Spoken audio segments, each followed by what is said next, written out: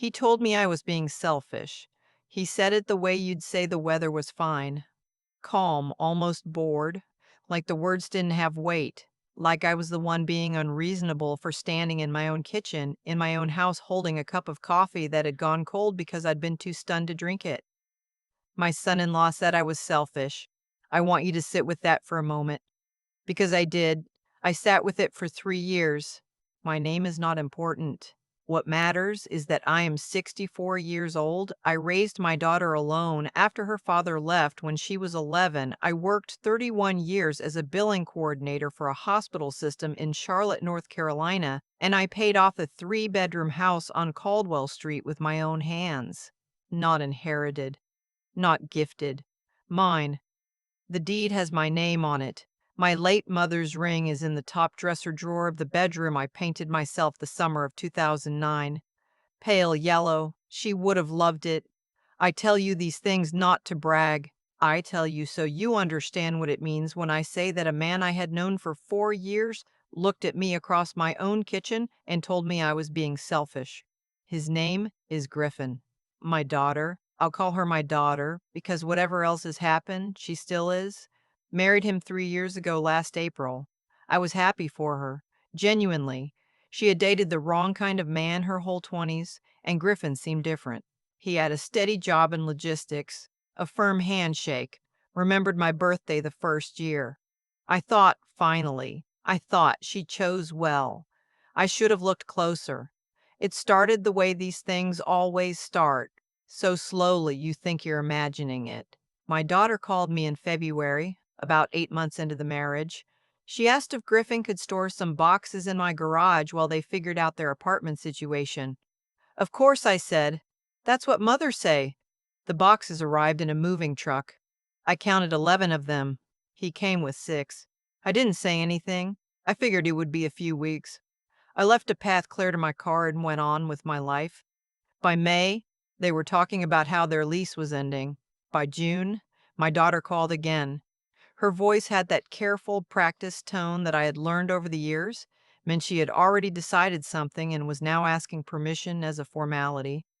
She asked if they could stay with me for a little while, just until they saved up. Griffin's company had restructured and his hours had been cut. Things were tight. I said yes. I want to be honest. Part of me was glad. My house had been quiet since my daughter moved out 6 years before. A 64-year-old woman alone in a 3-bedroom house on a street where the neighbors all seemed to go to bed at 8:30. It gets into you after a while. The silence becomes its own kind of sound. I told myself it would be good to have life in the house again, cooking for more than one, lights on in the evening. I told myself a lot of things. They moved in on a Saturday in early July with more than I expected. A second truck, a sectional sofa that didn't fit through the front door without scratching the frame. Griffin stood in the living room, looked around, and said, "We're going to need to rearrange some of this." Not as a question. I moved a lamp. The first month was fine, mostly. My daughter cooked twice a week and we watched television together on Thursday nights the way we used to when she was in high school. Griffin was polite in the way people are polite when they're still performing. He thanked me for dinner. He offered to mow the lawn and did it twice before he stopped. The second month, he stopped thanking me for dinner. By the third month, small things had shifted in the house that I couldn't quite name. The thermostat was set differently than I kept it. The pantry had been rearranged. My things pushed to the back, their things at eye level. The chair in the corner of the living room that had been my reading chair for 15 years, where I kept my library book and my crossword puzzle and a small folded blanket, had been moved to make room for Griffin's gaming setup. He hadn't asked, he'd just moved it. When I mentioned it, he looked at me with a kind of patient, half smile and said, "We can move it back if you want. I just thought it made more sense over there." I moved it back myself. He moved it again 2 days later. I started to notice that when I spoke at dinner, Griffin would wait until I finished and then begin his own sentence as if I hadn't said anything. Not rudely, just without acknowledgement, like my words entered the room and dissolved. My daughter, for her part, would look at her plate. I told myself she was tired. I told myself she was adjusting to the marriage. I told myself all the things a mother tells herself when she doesn't want to see what she's seeing. Then came the credit cards. I found out by accident. My daughter left a piece of mail on the kitchen counter. I wasn't snooping, I was setting down groceries, and I saw the return address, a debt collection agency. I didn't open it, I set it aside, but it sat in the back of my mind like a stone in a shoe. 2 weeks later, she left her laptop open on the kitchen table. I wasn't trying to see anything, but the screen was right there. A balance, 2 credit cards, a personal loan, a medical bill that had gone to collections, a store card. The number I saw, added up in my head before I could stop myself, was somewhere above $90,000. I closed the laptop. I made coffee. I didn't say a word that night. I'm not telling you the number to shock you. I'm telling you because of what came after, because of what Griffin decided to do with that number. He brought it up himself on a Tuesday evening in November. My daughter was in the shower. He sat down across from me at the kitchen table, my kitchen table, the one I bought at an estate sale in 2003 and refinished by hand. And he folded his hands like a man about to make a business proposal. He said they needed to talk about finances. I said I was listening. He said that my daughter's debt situation was serious. He said that if they were ever going to get stable, they needed a plan. He said that they had looked at their options and the most sensible thing, the thing that made the most financial sense, given everyone's circumstances, would be for me to take out a home equity line of credit on the house, against my house, the one I paid off in full. He said the equity was there. He said the interest rates were reasonable. He said it would give them breathing room to get ahead of the debt and start fresh. He said it like he was doing me a favor by explaining it. I looked at him for a long moment. I asked how much he was talking about. He said, ideally, 80 to 100,000. I kept my voice very steady. I asked him what the plan was for repayment. He said they'd figure that out once things stabilized. I said I needed to think about it. He nodded. He stood up. He said, I think if you really love your daughter, you'll do what you can to help her. Then he walked down the hall to meet her coming out of the shower, and I sat alone at my kitchen table until the coffee I hadn't touched went completely cold. I didn't sleep that night. I lay in the dark in the bedroom I had painted pale yellow, and I thought about my mother, who had worked nights at a laundry for 11 years to save the money she eventually passed down to me. I thought about every double shift I had picked up in the 90s when my daughter needed braces and I was doing it alone. I thought about the deed in the filing cabinet in the closet. I thought about what it would mean to sign a lien against the only real security I had. And I thought about that sentence, if you really love your daughter. I want you to understand something about that sentence.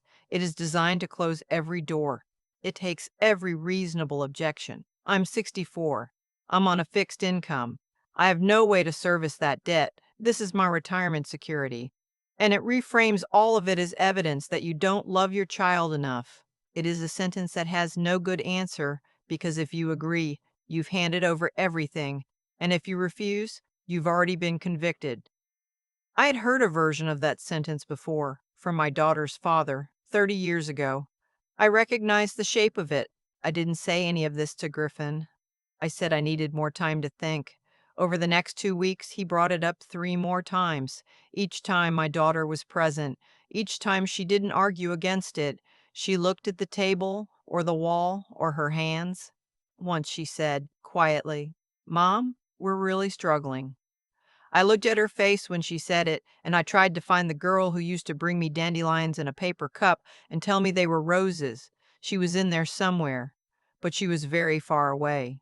The third time Griffin raised it, he said something new.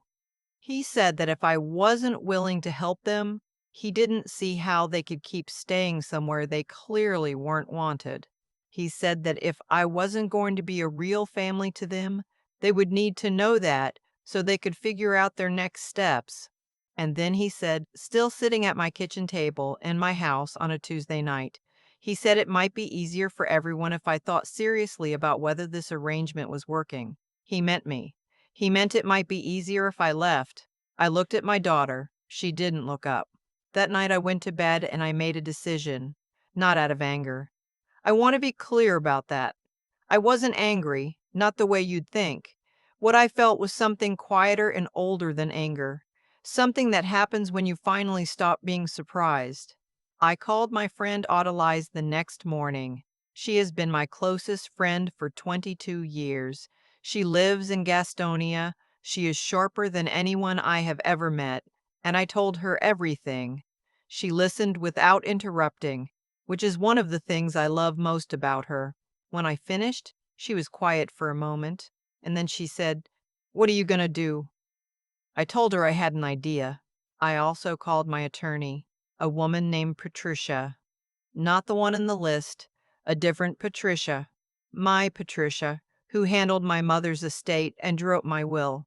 And I made an appointment for the following Thursday. I didn't tell my daughter. I didn't tell Griffin. I want to explain something about that choice because I know some of you are wondering why I didn't just tell them to leave. Why I didn't walk into the kitchen and say, "This is my house, you need to go." I have asked myself that question more times than I can count. And here is the honest answer. I was afraid, not of Griffin, not of conflict. I was afraid of losing my daughter. Not the daughter who sat silently while her husband suggested I vacate my own home, but the one underneath that, the one underneath that. I wasn't ready to stop believing she was still in there, making different choices when he wasn't in the room. But I also knew I couldn't keep waiting for her to come back to herself while he rearranged my furniture and calculated my equity. So I made a different kind of move. My attorney was helpful and methodical, and she did not raise her eyebrows once. We reviewed my mortgage paid in full. We reviewed the deed. We talked about options. I asked her about the process of amending my living trust, which I had set up when my mother passed, to remove my daughter as the sole beneficiary and instead establish a more structured arrangement, one that would protect the property specifically, that would make any action against it very complicated for anyone who wasn't me. She drew up the paperwork. I signed it on a Thursday afternoon in a small office that smelled like lemon cleaner. I was back home before 5, and then I began to make my arrangements. I didn't announce what I was doing. I didn't pack dramatically or make speeches. I went through the house carefully over about 2 weeks. In the mornings when Griffin was at work and my daughter was running errands, I moved certain things, documents, my mother's jewelry, photographs, a small box of letters, to a storage unit I rented on South Boulevard. I was methodical. I was quiet. I had been quiet my whole life. I was good at it. I had already spoken to Abelais. She had a guest room that had been empty since her youngest went to college. She told me I could come whenever I was ready and stay as long as I needed. On the last Friday of January, I packed a careful suitcase. Not too large. Just what I needed for a while. I left the house in the morning while they were both still asleep. I didn't leave a note. I didn't leave an explanation. I drove to Gastonia in the early light, and I sat in Audalice's kitchen drinking real coffee out of a mug that said "Good Morning" on it, and for the first time in months I felt like I could breathe all the way down. They texted my daughter's phone that afternoon. She called. I didn't answer. She called again that evening. I let it ring. The next morning I sent her a text. It said, "I'm safe. I needed some time. I'll be in touch." That was all. What happened next? I only learned later. Griffin apparently decided, when I didn't come back after a few days, that perhaps he had more control of the situation than he did. He called the house a few times, my landline, which I had forwarded to a temporary number he didn't have. He talked to a neighbor who told him she hadn't seen me. He apparently floated the idea to my daughter that perhaps he could speak to someone about the property, look into what was possible, which is when he discovered the amended trust. I was not there to see his face when he found out, but my attorney told me that a man fitting his description called her office and was informed very professionally. That all matters relating to the property were now structured in a way that would require a court proceeding to challenge, and that any attempt to leverage the property without the sole trustee's consent would be considered fraudulent. My attorney used the word fraud clearly and without apology. She said it was a very brief call. My daughter called me 14 times in the week after that. I answered on the 15th. She cried. I listened. She said she hadn't known he was going to do some of what he did. I didn't argue that point. I wasn't there to make her feel worse or better. I was there because she was my daughter and I still loved her, and those two things can both be true at the same time, even when everything else is broken. I told her I was fine. I told her I was safe. I told her that the house was still mine and would remain mine, and that when I was ready to go home, I would go home, and that no one was going to change that. She asked if I was angry at her. I thought about the honest answer for a long time. I told her I was sad. That sad was a bigger word than angry, and more true. That I had spent 3 years watching her become someone I didn't recognize, and that I didn't know yet how to find my way back to her, but that I intended to try. She didn't say anything for a moment. Then she said, I'm sorry, Mom. I have heard those words many ways in my life. I have heard them as deflection, as performance, as the thing you say to end a conversation. I don't know yet which version hers was. Maybe she doesn't know either, but I kept them. I put them somewhere careful. I came home in March, alone. The house was quiet again. They had left, taken their things, including, I noticed, the reading chair from the living room that Griffin had moved twice. I found that almost funny. Almost. I painted the living room while the weather was still cold. A soft gray, this time. Something new. I put my library books on the shelf by the door and started walking in the mornings again. Up Caldwell Street and around the block and back, the same way I used to before any of this started. My daughter and I talk on the phone now, every Sunday evening. We are finding our way. It is slow. Some calls are easier than others. She has not mentioned Griffin much, and I have not asked. I still have the house. I still have the deed. I still have my mother's ring in the top drawer of the pale yellow bedroom, which I have not repainted and do not intend to. The people who try to take things from you, they are counting on you to be too tired, too guilty, too afraid of losing something precious to protect what is yours. They are counting on love being a lever they can use. They have practiced the sentence that makes you feel selfish for standing in your own kitchen. What they don't account for is this. Some of us have been quiet our whole lives. And quiet people, when they finally decide to move, do not make noise about it. We just go. And we take everything they can't touch with us when we do.